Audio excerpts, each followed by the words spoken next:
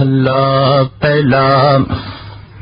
लिख लिख पढ़िया ते तां कड़िया, बहु तीरथ भरिया ते तू लगिया। बहु बेकिया दे दुख दिया, सोवे जिया अपना किया। अन्न खाया साध गवाया, बहु दुख पाया दूजा भाया। वस्त्र न पैरे अहनिस चेरे, मोन विगोता क्यों जागे गुर बिन सूता। पग उपे ताना अपना किया कमाना, अलमल खाई सिर छाई पाई। मूर्ख अंधे पत गवाई, ऋण नावे किछ थाए ना पाई। रहे बेबाणी मड़ी मसाणी, अंध न जाने फिर पछताणी। सतगुरु भेटे सो सुख पाए, हर का नाम मन वसाए। नानक नदर करे सो पाए, आ संदेशे तेने केवल। हमें सबद जलाए पौड़ी, भगत तेरे मन भाव दे। दर सोहन कीरत गाव दे, नानक कर्मा बाहरे। दर ढो न लैनी धाम दे, एक मूल न बुझन अपना। अणहोंदा आप गणाए दे, होंदा दी का नीचदा और उत्तम जात सजाए दे। तिन मंगा जे तुझे ध्याए दे, तिन मंगा जे तुझे ध्याए दे। साहिब श्री गुरु नानक देव जी महाराज नामी पौड़ी दे इस दूजे श्लोक दे फरमान करदे ने कि लिख लिख पढ़िया तेता कड़िया। जितना पढ़ा लिखिया होया, लिखदा रहा, पढ़दा रहा, उतना ही कड़ गया, उतना ही अहंकार हो गया। धर्म दे जितने चिन्ह, जितनियां साधना ने, जितने कर्म ने, उन्होंने एक भी कर्म है ते बाकी सारे कर्मां दी लगातार हर पंक्ति च गुरु नानक देव जी महाराज गिनती करते हैं कि सिरमौर कर्म वही है जो ईश्वरी याद है। समुचे गुरु ग्रंथ साहब जी महाराज विच गुरु नानक की सारी बाणी उसी कर्म नूं वास्तविक धार्मिक कर्म मनदी है जो ईश्वर की तरफ रुचियां नूं मोड़ देवे, जो ईश्वरी याद नूं पैदा कर देवे। चाहे वह कर्म कुछ भी है, अगर कीती हुई पूजा ने ईश्वरी सिमरन नूं जन्म नहीं दिता तो पूजा व्यर्थ। पढ़ी हुई नमाज ने अगर खुदा नाल जोड़िया नहीं तो नमाज व्यर्थ। कीते हुए कीर्तन ने अगर रब्बी उमंग नहीं पैदा की थी तो कीर्तन सुनिया, कीर्तन कीता व्यर्थ। परमात्मा की विचार कीते होया अगर करतार चेते नहीं होया, विचार विचों करतार का जन्म नहीं होया तो कीती हुई विचार, सुनी हुई विचार व्यर्थ। इस वास्ते गुरु नानक दे आले दुआले दरअसल बहुत सारे लोगों का इकट्ठ नहीं हो सकिया।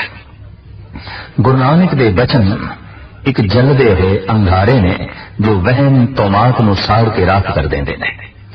सतगुरु के कोल बैठना बड़ी औखी गल है। हाँ, लोकी बुझी हुई राख दे कोल बैठ सकते हैं, ऐसी राख जो शायद मैला ही करेगी, कुछ मैल नूं धोवेगी नहीं।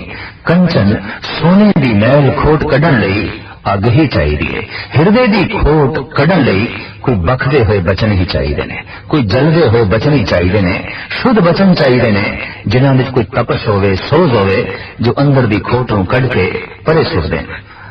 आम दार्शनिक लोग ऐसा कहते हैं कि गुरु नानक देव जी महाराज के आले दुआले दुनिया इतनी कट्ठी क्यों नहीं हो सकी। नौखंड पृथ्वी का इतना वड्डा भरमण, प्रचार का इतना वड्डा सतगुरु देव जी महाराज ने वातावरण बनाया, इतनी मेहनत की थी, फिर भी आले दुआले बहुती दुनिया करनी इकट्ठी हुई। सतगुरु दे बचन राख नहीं, बखदे अंगारे ने, शोले ने। इत्थे झूठ नूं जला के रख देंदे सन, पखंड नूं उघाड़ के रख देंदे सन। कहण नूं ते देखण नूं ते मनक भागो ब्रह्म भोज कर रहे हैं। हजारां मनुख आए ने साधारण ब्रह्म भोज दे नाले साधु सन्यासी भी आए ने, ब्राह्मण भी आए ने। चारों पासे जय जयकार हो रही है, बहुत वड्डा ब्रह्म भोज हो रहा है।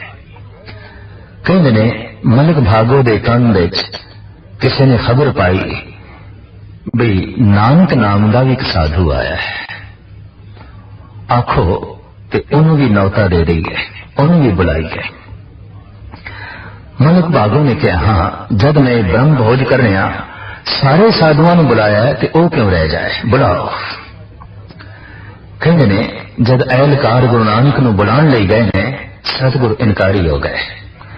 कहने लगे नहीं, ये ब्रह्म भोज थोड़ी है, ये तो ठगी है, ये तो धोखा है। ये उस मनुख का धोखा है जो दुनिया नूं धोखा तो देंदा रहा, हुण दीन नूं धोखा देंदा है। संसार नूं ते धोखा देंदा रहा, हुण निरंकार नूं धोखा देंदा है। बंदियां नूं ते धोखा देंदा रहा, हुण खुदा नूं धोखा देंदा है। पर इनू कौन दसे तू संसार नूं धोखा दे सकदा है, निरंकार नूं नहीं। कि जिथे निरंकार नूं धोखा नहीं दिता जा सकदा, जो निरंकार नूं जाणदे ने समझदे ने उन्होंने भी धोखा नहीं दिता जा सकता। कहते ने ये वचन जब मलक भागो दे कंन विच पए तो वह आप बुलाण लई आया। कहने लगे नहीं महाराज आप चलो। सतगुरुदेव जी महाराज कहने लगे देख ले, सानू ले जाण विच खतरा ही खतरा है। जो तू छुपा के रखे है मैं ते सब प्रगट कर देंगा। सोने के अंदर ही खोट छुपी पई होंदी है। अग सोने ने एक पासे करके खोट वख कर देंदी है, खोट नूं अलग कर देंदी है। साहब कहने देख ले, जो कुछ तू छुपा के रखे है मैं ते उघाड़ के रख देंगा, मैं ते पर्दे एक पासे कर देंगा और तेरे सामने तेरी असली तस्वीर रखांगा। शायद इसे लिए अवतारी पुरुषों नूं गुरु जनां नूं दर्पण आख्या गया। दर्पण शीशा, अगले की सही तस्वीर सामने रख देनी। जो शीशा असी देखते हाँ ये साडे सिर्फ शरीर की तस्वीर सामने रखता है, जमीर भी नहीं। तन की तस्वीर सामने रखता है, मन भी नहीं। गुरु दे बचन ते गुरु ऐसा है वो ते दर्पण है। जमीर की तस्वीर सामने रख देता है, मन की तस्वीर सामने रख देता है।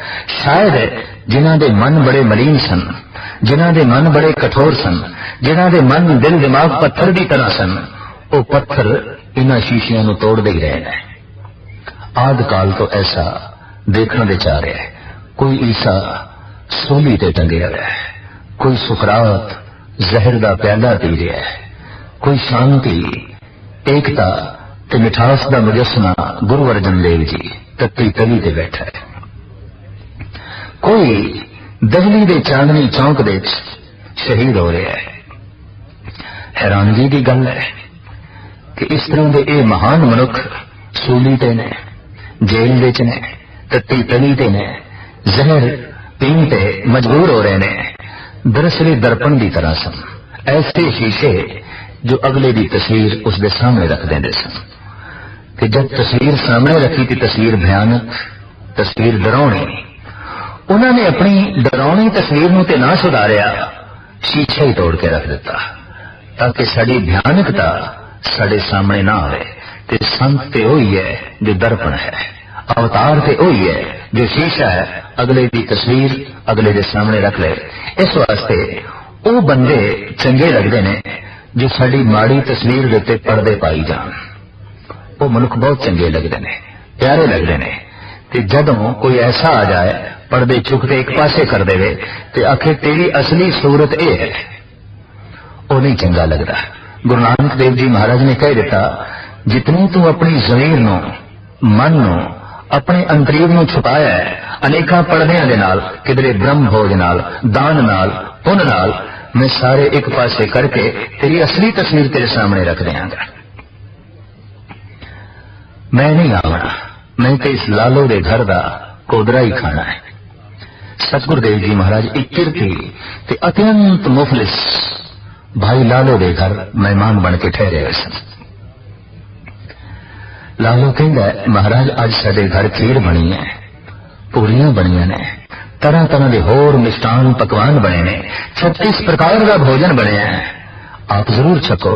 इस गरीब मुफलिस घर में थानू की मिलना है। साहब कहने लगे तेरी रोटी च जो स्वाद है वो तेरे 36 प्रकार के पकवानों विच नहीं है। मन को भागो कहने ने ऐसा हो नहीं सकता, इस रोटी च ऐसा की है। तो सतगुरु ने लालो की रोटी हाथ में चुक ली, आखिया चल ब्रह्म भोज जिथे भंडारा चल रहा से इत्थे पहुंचे। सतगुरु के अगों थाल विच 36 प्रकार के जब भोजन रखे गए तो महाराज एक पासे मलक भागो दियां पूरियां हाथ विच लेंदे ने, एक हाथ विच लालो दी कोदरे की रोटी लेंदे ने, दोहां नूं जोरदार निचोड़दे ने। एक विचों दुध निकलिया, एक विचों खून निकलिया। सतगुरु कहने लगे मलक भागो मैं खून नहीं पी सकता, मैं दूध ही पी सकता। मैं मलक भागो दे कोदरे की रोटी खा सकता, तेरे 36 प्रकार के पकवान नहीं। याद रखे गरीबां दे खून दे नाल ही ये तू ब्रह्म भोज कर रहे हैं, ये तू दान कर रहे हैं, अपने आप नूं पुनीत कहला रहे हैं। कि जिहड़ा भंडारा गरीबां दे खून दे आसरे ते चल रहा है उन्होंने किस तरह धार्मिक कर्म आखोगे। साहिब श्री गुरु नानक देव जी महाराज ने पखंड का यह भांडा फोड़ के जह रख दिता।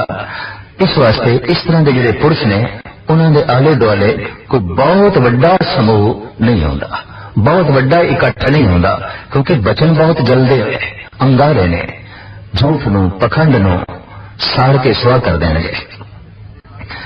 बाबर नूं गुरु नानक देव जी महाराज ने कह दिता तू बाबर नहीं तू ते जाबर है। पाप की जंज ले काबलों ढाया, जोरी मंगे दान वे लालो। जेड़ा बाबर नूं जाबर आखे ते मलक भागो नूं पखंडी आखे, ये ऐसे बचन ने जिन्हां दे सामने टिकना बहुत औखी गल है।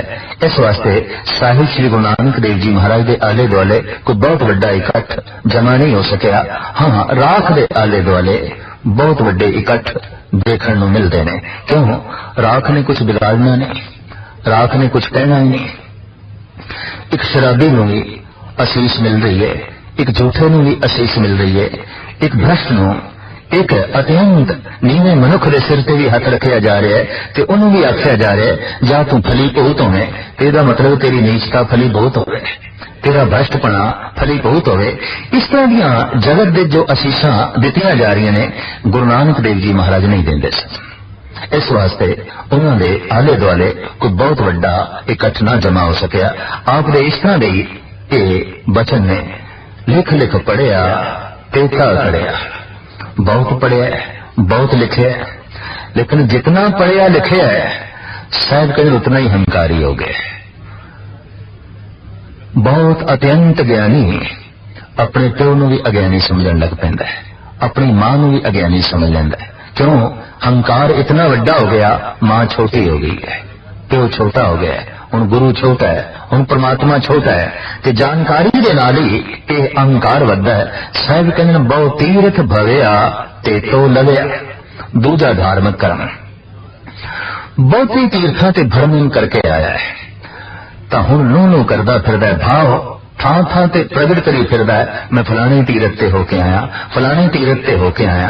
पर सवाल ये पैदा होंदे कि तीर्थां ते हो आना उदों ही सफल है जब तू स्वयं तीरथ बन जाए, तीरथ की तरह बन जाए। तेनू वेख के लोगों को पवित्रता का एहसास होवे, तेनू वेख के लोगों के अंदर प्रभु चिंतन पैदा होवे, तेनू वेख के लोगों के अंदर भी महान होने का भाव पैदा होवे। पर तेनू वेख के अगर ऐसा भाव ना पैदा होवे तो फिर तू की तीर्थां ते होके आया है। साहिब कहने ने तीर्थ जाओ तो हों करते, पंडित पूछो तुम आया राते, सो स्थान बताओ मीता, जाके हर हर कीर्तन मीता। गुरु अर्जन देव जी महाराज कहने हे मित्रो मैनू ते वो जगह दसो जिथे हर वक्त हरि दा चिंतन चल रहे होवे, हरि दी गल चल रही होवे और कुछ भी ना होवे। असली तीर्थ वही है जिथे हर वक्त हरि दा चिंतन चले, हरि दा सिमरन चले। इस वास्ते साहिब कहने ने की तू तीर्थां ते होके आया है, हंकारी हो गया। थां थां ते प्रगट कर रहे हैं, मैं फलाने तीरथ ते होके आया, फलाने तीरथ ते होके आया, बहु बेख किया देही दुख दिया। तरह तरह का भेख धारण किया, खामाखा देही नूं दुख दिता। कहते ने मनोविग्यानक जो दूजे नूं दुख देण विच असफल रहे ने, वो फिर अपने आप नूं दुख देंदे ने। जो दूजे नूं भुखा मारन विच असफल रहे ने, वो खुद भुखे मरदे ने। जे दूजे नूं भुखा मारना ते दूजे दे तन नूं कष्ट पहुंचाना पाप है, तो फिर अपने तन नूं कष्ट पहुंचाना भी पाप है। साहिब कहने अनेकां तरह के भेख धारण कीते, जिहदे नाल देही नूं दुख दिता। सोवे जिया अपना किया, हे जी हुण अपना कीता ही पा। देही नूं दुख देण दे जिहड़े तू पखंड रचे ने, ते हुण दुख भोग। अन्न ना खाया साध गवाया, परिपूर्ण परमात्मा ने एक रस पाया अन्न विच, जगत दे पदार्थां विच, ते तू दावा कीता मैं नहीं छकना, मैं खाने ही नहीं, मैं अन्न छड़ दिता। भगत कबीर जी का कहना है, अन्न छोड़ करे पाखंड, ना सुहागन ना ओरंड। बहुत कीमती वचन है। अन्ने बिना ना होए सुकाल, तजिए अन्न न मिले गोपाल। जिन्हें अन्न का त्याग कर दिता है, उन्होंने किथे गोपाल की प्राप्ति। दरअसल वो तो इतना बड़ा पखंड कर रहा है, ना वो सुहागन है ना ओरंड है। वो तो धार्मिक पेंडे दा पांगे ही नहीं है, वो तो धर्म दे मार्ग दे चलन दा राही ही नहीं है। उन्हें ते हकीकत नूं असलियत नूं समझिया ही नहीं है। तो साहिब कहन अन्न ना खाया साध गवाया, बहु दुख पाया दूजा भाया। परमात्मा तो बिना होर दूजा ही चंगा लगे। बेख चंगे लगे, वर्त चंगे लगे, तीर्थां दा रटन चंगा लगया, पढ़ना लिखना चंगा लगया, लेकिन रब नहीं चंगा लगे। वो नहीं भाया। पढ़ाई वो सफल हो गई जे परमात्मा भा जाए, तीर्थां दा रटन वो सफल हो गया जे ईश्वर भा जाए, ईश्वर दा प्रेम पैदा हो जाए। तरह तरह दे देख ते दिता हुआ देही नूं दुख भी सफल हो गया जे ईश्वरी प्रेम पैदा हो गया। ते जे ईश्वरी प्रेम पैदा ही नहीं होया, दूजा ही भावना ही पिया, तो देही नूं जो दुख दिता है और जो अन्न नहीं खादा, दरअसल ये ईश्वरी नियम की उल्लंघना की है। और इस तरह के अनेक जिहड़े कर्म किए ने, वो खामा शरीर का बोझ बढ़ाया। वस्त्र न पैरे ऐनिस केरे, मोन विभूता क्यों जागे गुरबिन सूता। साहिब ने कपड़े नहीं पहनता, नगन फिरदा है, ते नगन होने का भी हंकार। मनुख ऐसा है कि पहले ते लखां करोड़ां जो कोल ने ओदा हंकार, ते जे ओ त्याग दिता है ते हुण त्याग दा हंकार। जो सुंदर वस्त्र पहने हुए ने एदा हंकार, ते जे वस्त्र त्याग दिते ते हुण त्याग दा हंकार। ये मूल रूप दिख रहा है। जो वस्तु कोल है ओदा हंकार, जो वस्तु त्याग दिती है फिर हुण उसदा हंकार। जब मनुख कहंदा है कि मैं लखां नूं लत मार के सन्यासी बनिया, तो कहना पैंदा है ढंग नाल लत नहीं मारी, लत नाल ही चंबड़ के रह गए ने। तां ते जिक्र किया जा रहा है, वरना कोई मनुख अपने घर विच कूड़ा करकट कढ़ के बाहर सुट देवे तो ढंडोरा थोड़ी पिटदा पिया कि मैं अज घर विचों कूड़ा करकट इकट्ठा करके बाहर सुटे। इसका ढंडोरा पिटण की लोड़ नहीं पैंदी, इसका बखान करने की लोड़ नहीं पैंदी। अगर तू एक गलत नाजायज कोई गंद समझिए ते हृदय चो कढ़िए, ओदा ढंडोरा कादा पिटना, ओदा शोर शराबा कादा।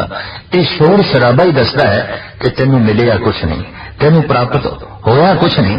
शायद तेन दिन रात जलदा फिरदा हंकार विच, कहंदा मैं ते कपड़े पहनदा ही नहीं, खामखा दुख उठा रहा है सर्दी का गर्मी का।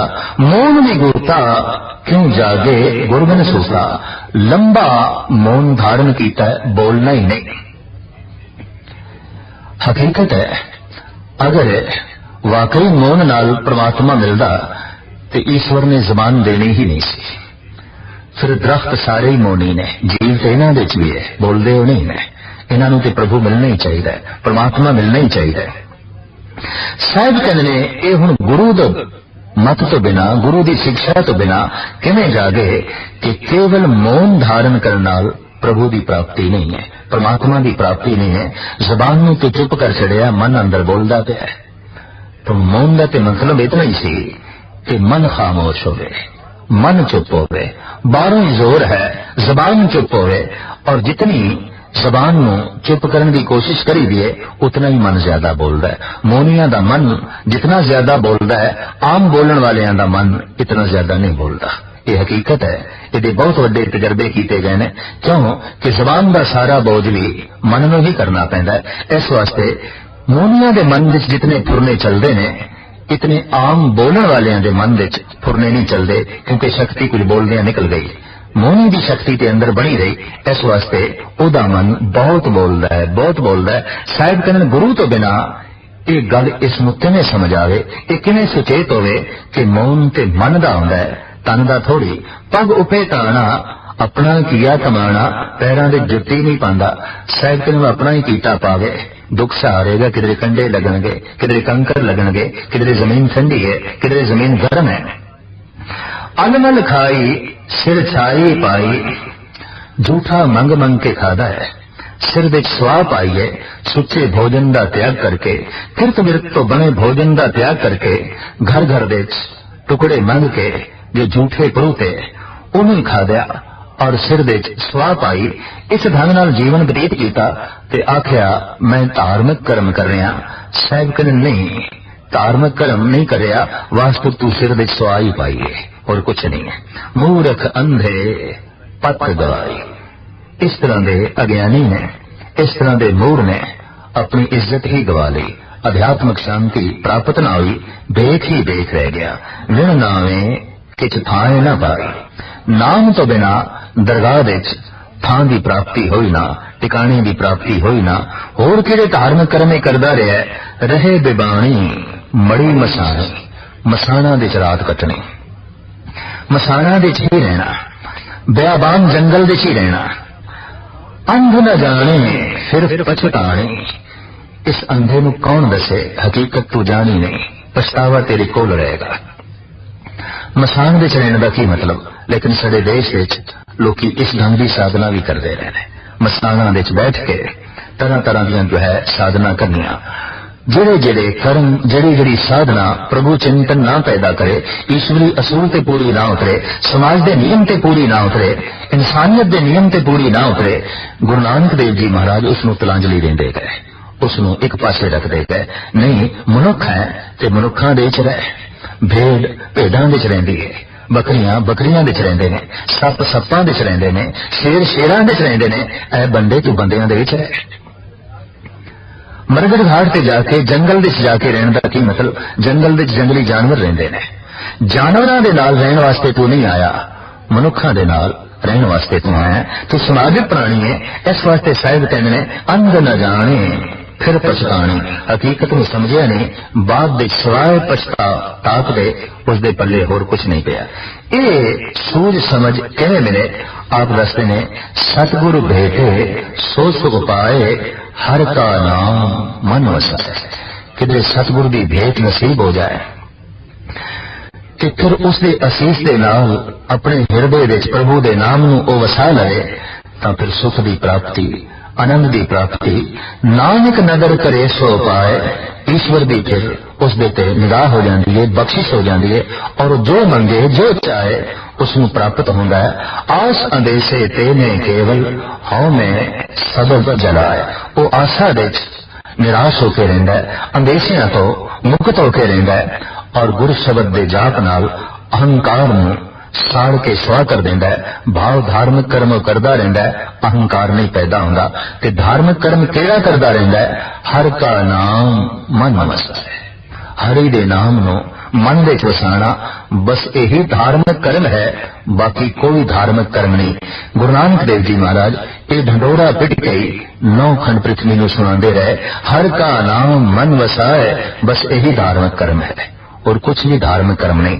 चाहे दीवान विच बंदा रहे, चाहे नंगे पैरी रहे, चाहे नगन रहे, चाहे मंग मंग के खाए, चाहे तन ते स्वा मले, कि चाहे दिन रात पढ़दा रहे, पर धार्मिक कर्म ते यही है, हर का नाम मन वसाए। हरि दे नाम नो मन विच वसावे, बस यही धार्मिक कर्म है। और इसके नाल ही प्रभु जी जो है प्रसन्नता है, और इसे नाल ही अहंकार का नाश है। 2 श्लोकां नाल जुड़ी हुई है पौड़ी। भगत तेरे मन भाव दे, दर सोहन ਕੀਰਤ ਗਾਉਂਦੇ। हे परिपूर्ण परमात्मा, भगत तैनू भावदे ने, भगत तैनू चंगे लगदे ने, भगतां दे तू नेड़े है। भगतां दी महिमा बहुत अपरम अपार है, क्यों कि भगत भगवान दे नेड़े है। भगतां कोल भगवान दी प्रसन्नता है, भगतां कोल प्रभु दी कृपा है, प्रभु दी बख्शिश है। वो पात्र बन गए ने। भगत का मतलब है उन्हें इतनी योग्यता संजो लई है कि प्रभु दी बख्शिश दे पात्र बन गए ने, ओदी रहमत ओदी बख्शिश दे ओ मालिक बन गए ने। सब कहते ने, हे परिपूर्ण परमात्मा, भगत तेरे मन भावदे, तेरे मन में भी चंगे लगते ने। कौन भगत? केड़े भगत? दर सोहन कीरत गांदे, जो अथे पैर कीर्ति गायन कर रहे हैं, तेरा जस गायन कर रहे हैं, तेरे दर पे बैठ के, दर पे बैठ के भाव कीर्ति कर देना, तेरी याद विच बैठे ने। याद विच बैठना ही दर पे बैठना है। अगर बंदा गुरुद्वारे च बैठा है पर गुरु की याद विच नहीं बैठा तो गुरु के दर पे नहीं बैठा, उत्ते किसी होर थां ते बैठा है। जिथों की याद चल रही है उत्थे बैठा है, मंदिर विच बैठा है, मस्जिद विच बैठा है, नमाज पढ़ रहा है, पर याद संसार दी है तो वह मस्जिद विच नहीं बैठा, बाजार विच बैठा है। गुरु नानक देव जी महाराज ने सुल्तानपुर के नवाब ने साफ कह दिता सी, जबकि सुल्तानपुर के नवाब ने कहा, जब तुसीं कहंदे हो ना कोई हिंदू ना कोई मुसलमान है, सारे अल्लाह ते खुदा दे बंदे ने और सारे मैनू प्यारे ने, ते सारी इबादत दे ढंग ठीक ने, बशर्ते उहदे च खुदा दी याद होवे। तो सुल्तान ने कहा, अगर ऐसी गल है तो चलो मेरे नाल नमाज पढ़ो। सतगुरु ने कहा, मैनू कोई इतराज नहीं, चलो नमाज पढ़ दें। और ये इतिहासक स्थान सुल्तानपुर दे अजे भी बने पे हैं। महाराज सुल्तानपुर दे नवाब दे नाल चले गए, लेकिन हकीकत है जैसे सुल्तान नमाज पढ़न लगा सतगुरु खड़े ही रहे। तो सुल्तान किसी किसी वक्त अख खोल के देखता है कि गुरु नानक नमाज नहीं पढ़ रहे, न बैठ रहे हैं, न उठ रहे हैं, न सजदा कर रहे हैं। कहते नमाज पढ़न तो बाद नवाब औखा होया, आखन लगा, महाराज तुसीं कहा सी मेरे नाल नमाज पढ़ोगे पर पढ़ी नहीं। सतगुरु कहते मैं तो अपने कौल ते कायम हाँ, तेरे नाल नमाज पढ़नी सी पर तू चूंकि पढ़ी नहीं तो मैं हुण किस दे नाल पढ़ा। हैरान होके सुल्तानपुर दा नवाब कहता है, ये किस तरह हो सकता है, मैं तो नमाज पढ़ी है।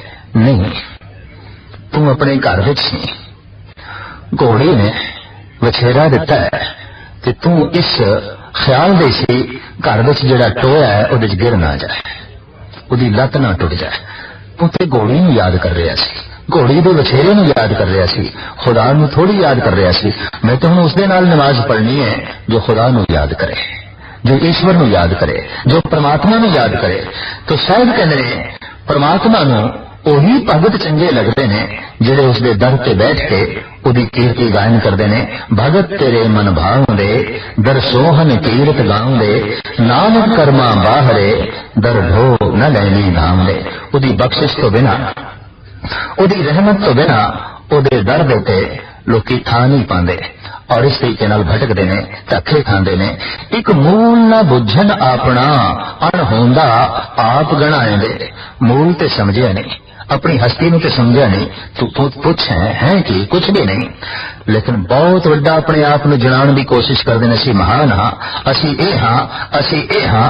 सब कहंदे ने इस तरीके दे नाल भी ये लोग अपनी पथ गवांदे ने। हौं ढाडी का नीच जात और उत्तम जात सजाएं दे। होर ते बड़ियां उचियां उचियां जातां वाले ने, जात अभिमानी ने, उची उची कुल दे ने ते कुल दा अभिमान करने वाले ने। हे प्रभु, मैं ते तेरे दर दा एक नीच ढाडी हां, गायक हां, गान वाला, तेरी उस्तति करने वाला, तेरी कीर्ति करने वाला एक नीच ढाडी हां। ते मेरी मंग है तिन मंगा जे तुझे ध्याएंदे। मेरी मंग ये है जो तेरा चिंतन करते ने, जो तेन याद करते ने। हे ईश्वर, बस उन्हां दे दीदार, उन्हां दी संगत करा। जो अठे पैर तेरा चिंतन करते ने, जो तेरे दर पे बैठ के सोभते ने, दरसोहन कीरत गावदे, जिस ढंग की कीर्ति गायन करते ने, तेरे दर की शोभा बने ने। ए प्रभु रहमत कर, मैनू उन्हां दे दीदार करा, मैनू उन्हां दे दर्शन करा। श्लोक महला पहला। पढ़ पढ़ गड्डी लदिए, पढ़ पढ़ भरिए साथ, पढ़ पढ़ बेड़ी पाइए, पढ़ पढ़ गडिए खात। पढ़ गए जेते बरस बरसे, पढ़िए जेते मास, पढ़िए जेती आरजा, पढ़िए जेते सास। नानक लेखे एक गल, होर हों में झकना झाक। आसा दीवार दी 9वीं पौड़ी, जिस दे पहले पातशाह जगत गुरु बाबा साहिब श्री गुरु नानक देव जी महाराज 2 श्लोक जो पौड़ियां दे नाल जोड़े ने, अगम्य विचार प्रस्तुत करते ने। मूल पंक्ति है, नानक लेखे एक गल, होर हों में झकना झाक। धार्मिक दुनिया सारी साधना इबादत दे च गल ते इको ही प्रमाणिक है। एक गल ही खास है, बाकी ते झक मारना है और अहंकार में पट्ठे पाने ने। एक गल की है, एक दी याद, एक दा चिंतन, एक नाल जुड़ना। जेड़ी साधना, जेड़ा कर्म एक नाल जोड़े ना, वो धार्मिक साधना नहीं है। जेड़ी पूजा, जेड़ा पाठ, जेड़े वर्त ने एक तो तोड़न, एक तो दूर ले जान, वो कोई भी धार्मिक साधना नहीं है।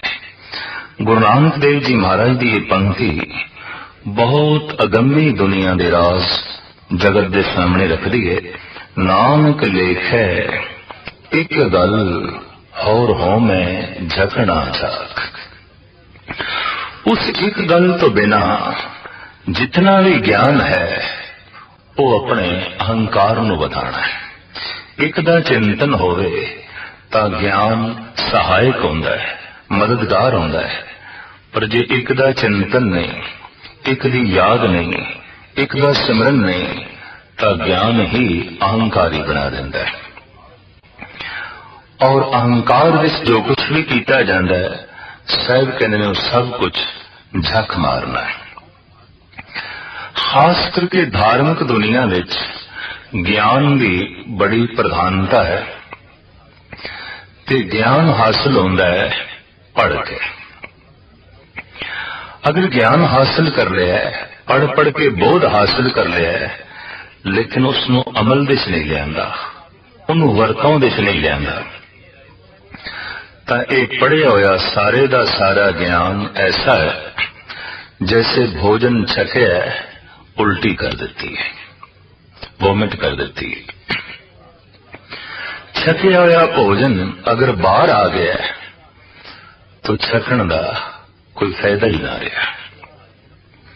छकिया होया ते ओही भोजन सकारत है जो पच गया है, जो शरीर दे जाके रस बने, मिंज बने, खून बने, शरीर की तवानाई बने, ताकत बने।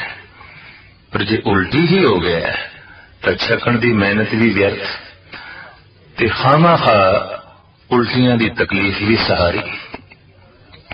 इसी तरीके नाल पढ़ाई ज्ञान अगर अमल दे च लियाया जाए तां ते नाम रस बन जाता है, भक्ति रस बन जाता है, रूहानी ताकत बन जाता है, ईश्वरी सरूर बन जाता है।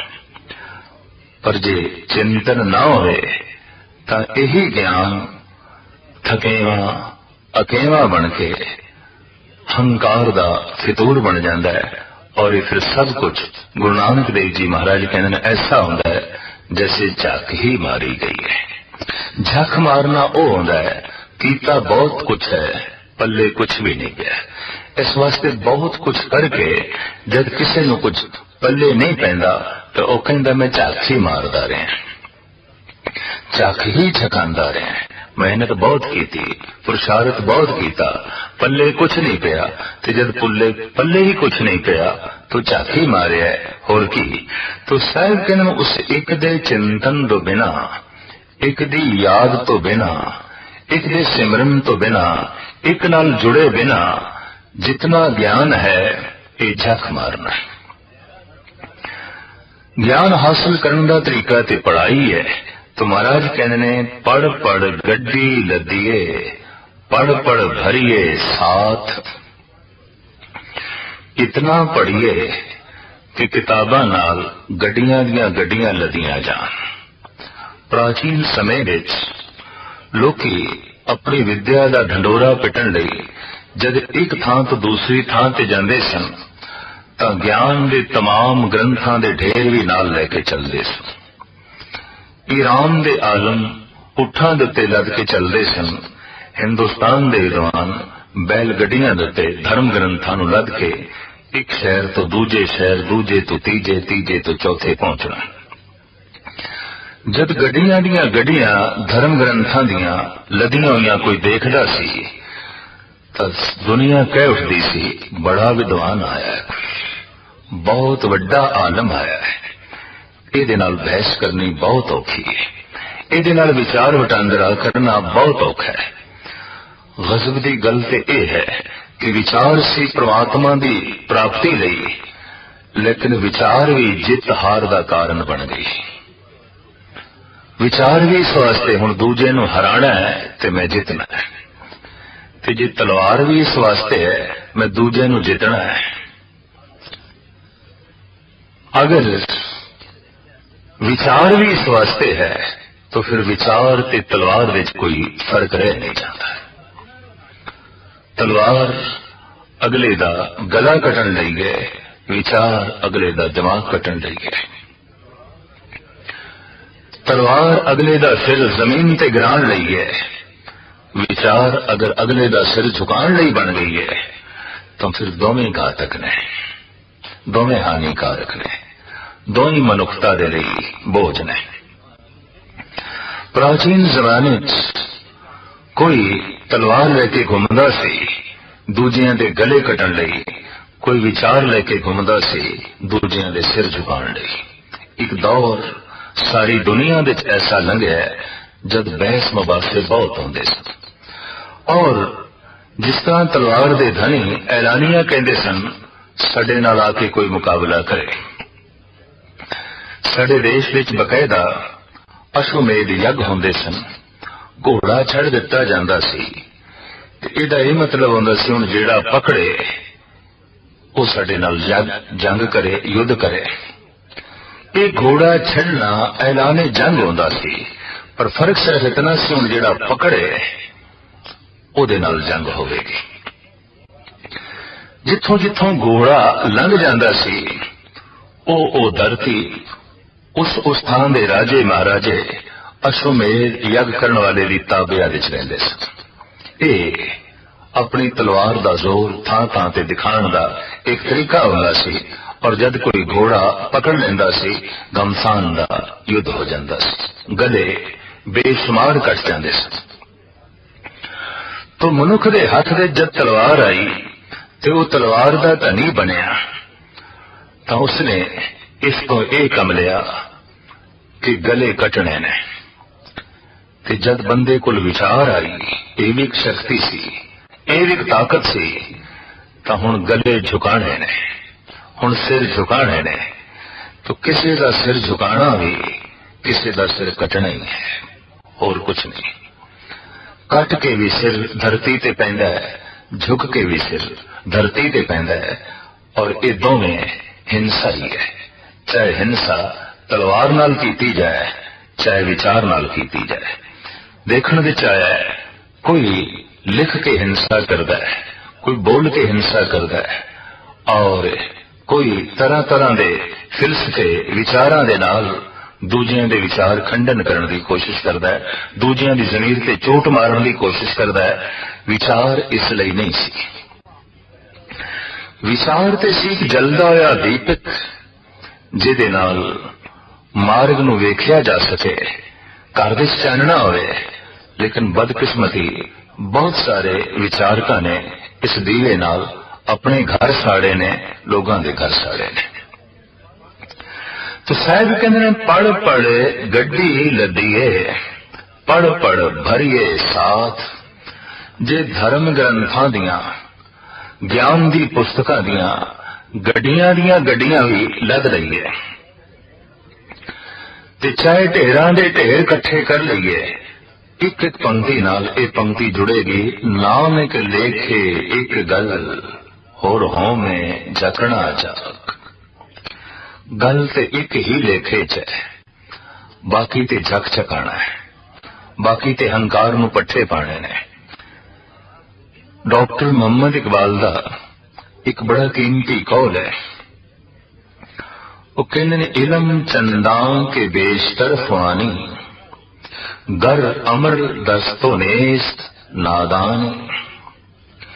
इलम ते वही है, इलम दा पढ़ना ते तां ही सकारत है कि वो अमल दे च आवे। इलम अमल दे च नहीं आया तो उस बारे आप कहते ने ना मुहक्कक बवद ना दानिशमंद, चार पाए बरोए किताबे चंद। ये ते इंज होया जिवें पशु दी पिठ दे ते किताबां लद दित्तियां ने। अगर इलम अमल दे च नहीं आया तो समझो खोते दी पिठ ते किताबां लदियां होईयां ने, उठ दी पिठ दे ते किताबां लदियां होईयां ने। बैल किताबां दा भार ढो रहा है। फर्क की पैंदा है अगर खोता भार ढोवे या मनुख अपने दिमाग दे उस ज्ञान नूं चुक के ते भार ढोई फिरे। हकीकत ते यह सी कि जिहड़े बैल विचारे पोथियां ढोंदे सन, हकीकत दे च विचारकां दे दिमाग दे उत्ते इन्हां पोथियां दा बोझ सी ते ढोई फिरदे सन। ज्ञान ते सी जो जन्मां जन्मांतरां दे संस्कारां नूं एक पासे कर देवे ते ज्ञान स्वयं बोझ बन जावे, भार बन जावे। अज दी सदी अजोकी सदी तां इंज कहना पएगा ज्ञान दे भार तले ही दब के रह गई है। और ये मनना पएगा कि अजोकी सदी जितनी ज्ञानी है, पहलियां सदियां इतनियां ज्ञानी नहीं सन। अजोकी सदी जितनी अहंकारी है, पहली सदियां इतनियां अहंकारियां नहीं सन। क्योंकि अहंकार लई जानकारी चाहिए, इतनी जानकारी नहीं सी। अज ते व्यापक जानकारी बंदे कोल है। सागर दी जानकारी, पहाड़ां दी जानकारी, दरियावां दी जानकारी, मुल्कां दी जानकारी, मनुखां दी जानकारी, पशु पक्षियां दी जो है जानकारी, सूरज चंद तारे ग्रह नक्षत्रां दी जानकारी, तरह तरह की जानकारी दे अंबार मनुख ने जो है ला दिते ने। और ये सारे दा सारा बंदे दे दिल दिमाग दे बोझ बन के रह गया। क्यों कि जानकारी फितूर बन गई है, जानकारी अहंकार बन गई है, जानकारी बोझ बन गई है। साहिब कहते ने पढ़ पढ़ के धर्म ग्रंथां दियां पोथियां दा अगर गड्डियां दियां गड्डियां लद लईयां जान, ढेरां दे ढेर ला दिते जान, तां भी नाम एक लेखे एक गल, और हों में झकना झाक। साहब अगे कहते ने पढ़ पढ़ बेड़ी पाईए, पढ़ पढ़ गड्डिए खाद। बेड़ियां दियां बेड़ियां किताबां नाल भर लईयां जान। प्राचीन समय ऐसा भी होंदा सी कि गंगा, जमुना, नर्मदा होर गोदावरी इत्यादि जिथों निकलदियां ने, उत्थों ही पंडित जन बेड़ी विच बैठ के धर्म ग्रंथ लद के ते बेड़ियां दे चल पैंदे सन। रस्ते जो कस्बा आया, शहर आया, रुके, उथे बहस मुबासा कीता, फिर अगे चले। उथे विचार वटांदरा कीता, फिर अगे चले। एक थां तो दूसरी थां ते जाण दा जरिया चूंकि ये दरिया सन, बेड़ियां सन, तो धर्म ग्रंथ भी बेड़ियां नाल भरे हुए। इस तरीके नाल ढेर नाल ही रखते सन। गंगोत्री तो चल के गंगा सागर तक पहुंचना, कलकत्ते तक पहुंचना, रस्ते दे जो शहर ने, जो कस्बे ने, जो पिंड ने, विचार वटांदरा करते जाना। ते गजब दी गल यह आउंदी सी कि विचार दे जिहड़ा हार जांदा सी उसदे सारे धर्म ग्रंथ खोले जांदे सन, उहदियां सारियां किताबां खोलियां जांदियां सन। इस तरीके नाल बेड़ियां दे किताबां दा ढेर लगदा जांदा सी। जो उसने लिखिया हुंदा सी, जो उसने किताबां पढ़िया हुंदियां सन, सब उसदे कोल खोलिया जांदा सी। ज्ञान चर्चा दा मतलब यह सी कि हुण जितना तेरे कोल ज्ञान दा साधन है ये खो लिया जाएगा। दो तलवार दे धनी पुराने सूरमे जद लड़ते सन, राजे महाराजे, जेदी तलवार टुट गई, जेदी तलवार गिर गई, ओदी सल्तनत खो ली जाती सी, ओदा राजपाट खो लिया जाता सी। हू बहु यही नियम विचार दी दुनिया दे चलदा रहा। विचार वटांदरा करदियां करदियां जो हार गया ओदे विचार दे ग्रंथ, ओदे विचार दे साधन सारे खो लए जाते सन। इस तरीके नाल भारत देश विच ही नहीं, समुची दुनिया विच सिर्फ तलवार दे नाल ही हिंसा नहीं चलती रही, विचार दे नाल भी बहुत व्यापक रूप दे हिंसा चलती रही है।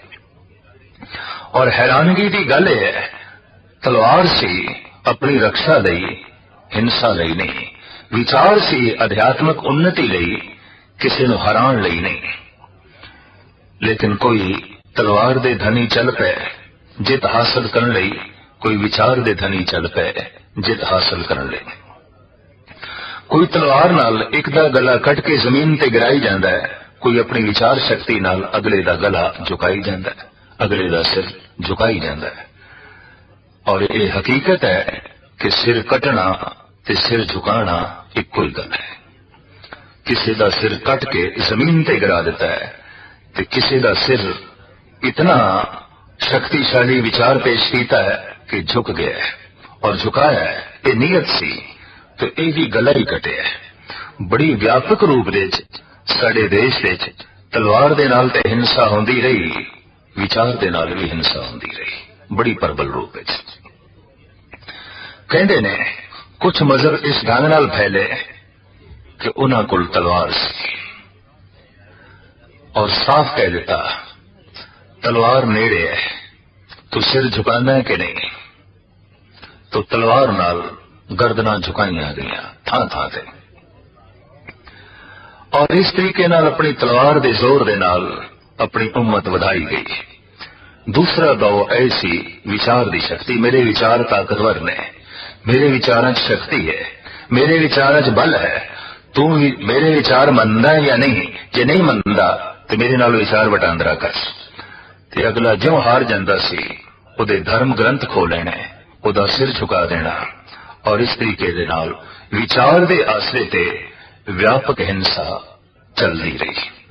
साहिब श्री गुरु नानक देव जी महाराज उसे का ही पै जिक्र करते हैं, अगर पढ़ पढ़ के गड्डियां लद लईए, पढ़ पढ़ के किताबां दे ढेर इकट्ठे कर लईए, पढ़ पढ़ के पोथियां दे नाल इतना इस ढंग नाल विचरीए कि जिस बेड़ी विच बैठा एक थां तो दूसरी थां ते जाण लई वो बेड़ियां दियां बेड़ियां भी धर्म ग्रंथां दे नाल भरियां पईयां होण, खातियां दे खाते पूर दईए तां भी साहिब कहंदे नाम एक लेखे एक गल और होमे झकना जाक। गल ते एक ही लेखे च लगेगी, और एक लेखे च गल की है, एक नाल जुड़ना, एक दा चिंतन, एक दा सिमरन, एक दी याद, एक दा बोध। साहिब अगे चल के कहंदे ने पढ़ पढ़ बेड़ी पाइए, पढ़ पढ़ गढ़िए खाद, पढ़िए जेते बरस बरस, पढ़िए जेते मास। ऐसी भी पढ़ाइयां ने और अज भी ने धार्मिक, जिन्हां दे पढ़न लई 35-40 साल की जिंदगी चाहिए। जीवन दा अद्धा समा अगर पढ़न दे विच ही लंघ गया, सिर्फ पढ़न दे विच, तां बाकी जो जीवन बचदा है उन्होंने अमल दे लियाण लई बहुत औखियाई इकट्ठी होवेगी। कारण कि 40 साल दे संस्कार सिर्फ पढ़न दे वो इतना गुबार वधा देणगे, ਉਹ ਇਤਨਾ ਫਿਤੂਰ ਵਧਾ ਦੇਣਗੇ, ਉਹ ਇਤਨਾ ਹੰਕਾਰ ਵਧਾ ਦੇਣਗੇ ਕਿ ਉਸ ਇਲਮ ਨੂੰ ਅਮਲ ਦੇ ਵਿੱਚ ਲਿਆਣਾ ਹੀ ਕਠਿਨ ਹੋ ਜਾਏਗਾ। ਇਸ ਵਾਸਤੇ ਦੁਨੀਆ ਭਰ ਦੇ ਆਲਮਾਂ ਨੇ ਕਿਹਾ ਨਾਲ ਇਲਮ ਹਾਸਲ ਕਰਦੇ ਜਾਓ, ਉਸੇ ਇਲਮ ਨੂੰ ਉਸੇ ਵਕਤ ਹੀ ਅਮਲ ਦੇ ਵਿੱਚ ਲਿਆਂਦੇ ਜਾਓ, ਤਾਂ ਹੀ ਉਹ ਸਾਰਥਕ ਹੈ। ਜਿਹੜਾ ਭੋਜਨ ਛਕ ਰਹੇ ਹਾਂ ਇਹ ਸਹਿਜੇ ਸਹਿਜੇ ਉਸੇ ਸਮੇਂ ਤੋਂ ਹੀ ਹਜ਼ਮ ਹੋਣਾ ਚਾਹੀਦਾ ਹੈ, ਹਜ਼ਮ ਹੋਣਾ ਸ਼ੁਰੂ ਹੋਣਾ ਹੀ ਚਾਹੀਦਾ ਹੈ। ਅੱਜ ਥਕੀ ਹੈ ਭੋਜਨ ਤੇ 40 ਸਾਲ ਤੋਂ ਬਾਅਦ ਹਜ਼ਮ ਹੋਵੇ, 40 ਸਾਲ ਉਸ ਦਾ ਬੋਝ ਉਠਾਉਣਾ ਤੇ ਮੌਤ ਹੋ ਜਾਏਗੀ, ਮਨੁੱਖ ਜੀ ਨਹੀਂ ਸਕੇਗਾ। ਅਸੀਂ ਦੇਖਦੇ ਹਾਂ ਕਿ ਭੋਜਨ ਖਾਦਾ ਅਗਰ ਉਹ ਪੇਟ ਦੇ 4 ਦਿਨ ਵੀ ਪਿਆ ਰਿਹਾ ਕੋਈ ਰੋਗ ਨੂੰ ਪੈਦਾ ਕਰੇਗਾ, ਮੰਜੇ ਤੇ ਲਿਟਾ ਦੇਗਾ, ਮਨੁੱਖ ਦਾ ਚੱਲਣਾ ਔਖਾ ਹੋ ਜਾਏਗਾ। 40 ਸਾਲ ਦਾ ਗਿਆਨ ਔਰ ਇਤਨਾ ਵੱਡਾ ਗੁਬਾਰ ਉਹਨੂੰ ਅਮਲ ਵਿੱਚ ਲਿਆਂਦਾ ਹੀ ਨਹੀਂ ਤਾਂ ਅਧਿਆਤਮਕ ਮੌਤ ਤੇ ਹੋ ਹੀ ਜਾਏਗੀ। इकबाल शायद तद ही कहने निकल जा अकल से आगे के ये नूर चिरागे राह है मंजिल नहीं है। एक रस्ते की रोशनी है, मंजिले मकसूद नहीं है। भगत कबीर भी कहते हैं कि हिरदे कपट मुख ज्ञानी झूठे कहां बिलोवस पानी। जो ज्ञान अमल विच नहीं आया कबीर कहते हैं ये पानी दा रिड़कना है, सिर्फ पानी दा रिड़कना। और बंदा पानी दे रिड़का पाई जावे मक्खन ते निकलना ही नहीं, हकीकत है और ये बहुत वड्डी सच्चाई है। एक शब्द है गुरु ग्रंथ साहब जी महाराज दे जो भगत कबीर ते गुरु अर्जन देव जी महाराज दा इकट्ठा ही लिखे हुआ है। कुछ शब्द ऐसे ने कि भगतां दे गुरुआं दे इकट्ठे ही ने। इस शब्द का सिरलेख है गौड़ी श्री कबीर जी नाल रलाए लिखिया महला पंजवा। एक ऐसा शब्द जो कबीर का उच्चारण किया हुआ है पर नाल कुछ वाक ने गुरु अर्जन देव जी महाराज थे। अखीर दियां 2 पंक्तियां गुरु अर्जन देव जी महाराज दियां ने, सारा शब्द भगत कबीर का है। कबीर कहते हैं ऐसो अचरज देखियो कबीर दद के भोले बिरोले नीर। कबीर कहते मैं दुनिया विच ऐसा एक आश्चर्य देख रहा कि दुनिया दही दे भुलेखे विच पानी रिड़क रही है। दुनिया परमात्मा दे भुलेखे विच बस ज्ञान नूं ही विचार नूं ही परमात्मा समझ के ते विचार इकट्ठे कर दी जाती है।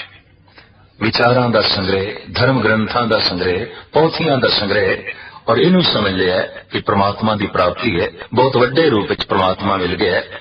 कबीर कहते नहीं, इतनी जानकारी वध गई, बौद्धक सतल वध गया, लेकिन जिसकी जानकारी है ओते कोल नहीं है, ओदी प्राप्ति ते ना हुई। ऐसो अचरज देखियो कबीर दद के भोले बिरोले नीर। अगां चल के बहुत कीमती वचन आप कहते हैं, कहो कबीर परगट बई खेड ले ले को चूंगे नित भेड़। अक्सर तो ऐसा होता है कि लेला ही भेड़ नूं चूंगदा है, बच्चा ही मां नूं चूंगदा है, पर मां बच्चे नूं चूंग रही है। इत्थे भेड़ लेले नूं चूंग रही है, जिस लेले कोल अस्थन भी नहीं, दुध भी नहीं, ते चूंग रही है। दरअसल मनुख ने बौद्धिक बल हासिल किया, ज्ञान हासिल किया पढ़ पढ़ के, ते हुण उसे ज्ञान च रस माणन लग पवे, उसी जानकारी दे रस माणन लग पवे भी ये जानकारी मेरी महान है, और उसे दा ही फितूर खड़ा कर देवे, उसे दा ही हंकार खड़ा कर देवे, तो कबीर कहने इते लेले नूं चूंगना है। ये अध्यात्मक रस्ते प्राप्त नहीं होगा। अध्यात्मक रस किवें प्राप्त होवे ओ गुरु अर्जन देव जी महाराज दसते ने। रास दे रहस्य दे जिहड़ी गल कबीर ने आखी है उन्होंने खोल देने गुरु अर्जन देव जी महाराज। राम रमत मत प्रगटी आए कहो कबीर गुर सो जी पाए। ऐ कबीर विचार हासिल करके अगर राम दा रमण शुरू कर दिता जाए, जबान नाल उसका जाप भी शुरू कर दिता जाए, उदी याद भी आरंभ दिती जाए, ਤਾਂ ਫਿਰ ਉਹ ਮਤ ਪ੍ਰਗਟ ਹੋ ਜਾਂਦੀ ਹੈ ਕਿ ਬੰਦਾ ਗਿਆਨ ਦੇ ਆਸਰੇ ਪ੍ਰਮਾਤਮਾ ਤੱਕ ਪਹੁੰਚ ਜਾਂਦਾ ਹੈ। ਉਹ ਗਿਆਨ ਸਾਰਥਿਕ ਹੈ, ਉਹ ਗਿਆਨ ਪੜ੍ਹਿਆ ਹੋਇਆ ਲੇਖੇ 'ਚ ਹੈ। ਕਿਉਂ ਕਿ ਇੱਕ ਨਾਲ ਜੁੜ ਗਿਆ। ਤੇ ਜੇ ਇੱਕ ਨਾਲ ਜੁੜਿਆ ਹੀ ਨਹੀਂ, ਇੱਕ ਦਾ ਚਿੰਤਨ ਨਹੀਂ, ਤਾਂ ਸਾਰਾ ਪੜ੍ਹਿਆ ਲਿਖਿਆ ਸਿਵਾਏ ਹਉਮੈ ਦਾ ਹੀ झक मारना है, फितूर नूं जो है इकट्ठा करना है, और कुछ नहीं। पढ़िए जेते बरस बरस, पढ़िए जेते मास, पढ़िए जेती आरजा, पढ़िए जेते सास। जितनी उम्र है, जितने श्वास ने, एक एक श्वास पढ़ाई दे बंदा हासिल करे। ऐसा दौर भी लंघदा है, और कुछ व्यक्ति ऐसे ही होंदे ने जिन्हां दी जिंदगी दा निशाना ही यही होंदा है, इकट्ठा करी जाओ ज्ञान। जैसे कुछ लोभी होंदे ने, उन्हां दा ऐसा ख्याल होंदा है इकट्ठा करी जाओ धन, इकट्ठा करी जाओ धन। शोम लई बिरतियां यही ने, इकट्ठा करी जाओ धन। और दूसरे पासे हंकारी लई ये है, इकट्ठी करी जाओ जानकारी। और ये हकीकत है कि हंकार ते जानकारी इकट्ठे ही रहते ने। तदी ते बंदा दावा करदा है तू कुछ नहीं जानदा, मैं बहुत कुछ जानदा। तैनू की पता है? मैनू सब कुछ पता है। हुण सब कुछ पता है, इस आसरे ते दूसरे नू इस ढंग नाल दिखाना कि तू कुछ भी नहीं जानदा, तू ते कुछ भी नहीं है। तेरी होंद की है? कुछ भी नहीं, क्योंकि तू कुछ भी नहीं जानदा, तैनू कुछ भी बोध नहीं है। तो इस तरीके नाल ज्ञान दूजिਆਂ ਨੂੰ ਨੀਵਾਂ ਕਰਨ ਦਾ ਬਾਇਸ ਬਣਿਆ। ਗਿਆਨ अपने फितूर ते हंकार नूं प्रगट करन दा जो है कारण बनया। जैसे शोम धन दी वरतों नहीं करदा, इस तरह हंकारी ज्ञान दी वरतों नहीं करदा। हंकारी अपने इलम ज्ञान नूं वरतन दे च नहीं लियांदा, अमल दे च नहीं लियांदा। इलम दा अमल दे च लियाना लाजमी है। भोजन अगर हजम नहीं होया तो जहर बन गया है। इलम अगर अमल दे च नहीं आया तो जहर ही बन गया है। अगर अमल दस तो नेस नादानी, फिर नादानी है ये बहुत वड्डी। अगर इलम अमल दे च नहीं आया तो शायद कहने जितनी जिंदगी है, जितने श्वास ने, ये सारी पढ़ाई दे च ही लीन कीते जान, तां भी महाराज कहंदे ने ये गल सार्थक नहीं होगी। क्यों? नानक लेखे एक गल होर हो में झकना जाग। कहते ने साहिब श्री गुरु नानक देव जी महाराज नूं जद गोपाल पांडे कोल बिठाया गया, तां गोपाल पांडे ने आप नूं ऊड़ा लिख के दिता। ते सतगुरु कहंदे ने इहदे अर्थ दसो, इहदे मैने दसो, ये ऊड़ा किस दिशा का संकेत करदा है? तो गोपाल पांडा कहते ने कि ऊड़े दे कोई अर्थ नहीं ने, एक अखर दे कोई अर्थ नहीं ने। दो चार अखर मिल के जब पूरा शब्द बनते ने उहदे अर्थ होंदे ने, एक अखर दे कोई अर्थ नहीं ने। ये ऊड़ा बेमैनी है।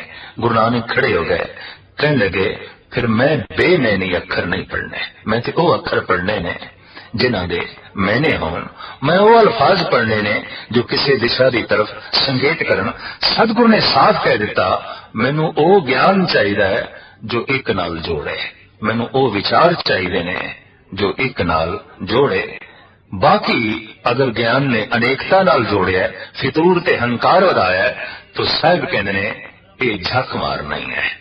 सारा दिन काम धंधा कीता है, वटक कुछ नहीं हुई। बंदा कहता है सारा दिन मैं झक मारदा रहा, पल्ले कुछ नहीं पिया। कई विचार जीवन भर झक मारते रहने ने।